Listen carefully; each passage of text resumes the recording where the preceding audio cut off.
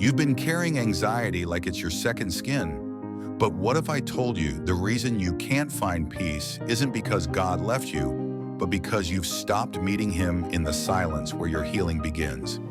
This isn't just stress. This is spiritual suffocation. And the enemy loves it when you keep scrolling, keep distracting, keep numbing, because silence is dangerous to darkness. You say you trust God, but your mind races every night. Your chest tightens every morning, and deep down you're terrified of what will happen if you stop worrying. As if your anxiety is somehow holding your life together, when in reality it's tearing you apart from the inside out. Philippians 4:6 didn't say, be anxious unless you have a good reason. It said, be anxious for nothing. That's a command, not a suggestion. And here's the shocking part. Your refusal to rest might be disobedience in disguise. You pray for peace but won't sit still long enough to receive it. And here's the hidden truth most believers ignore. Meditation on God is not new age, it's ancient power. Psalm 1 says the righteous meditate on His law day and night, and yet we're filling every quiet moment with noise. Wonder why we feel disconnected and blame God for the static we created.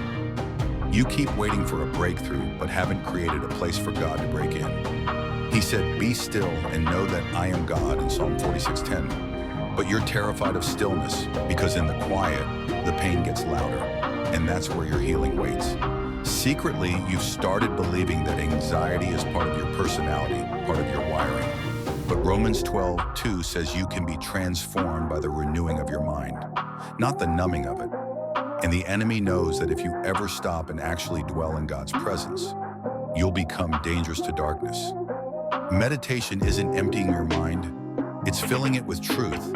It's choosing to sit in His Word until it breaks the lies apart, one by one, like a hammer smashing stone. Jeremiah 23:29. Letting go of anxiety doesn't mean you don't care. It means you finally believe He cares more.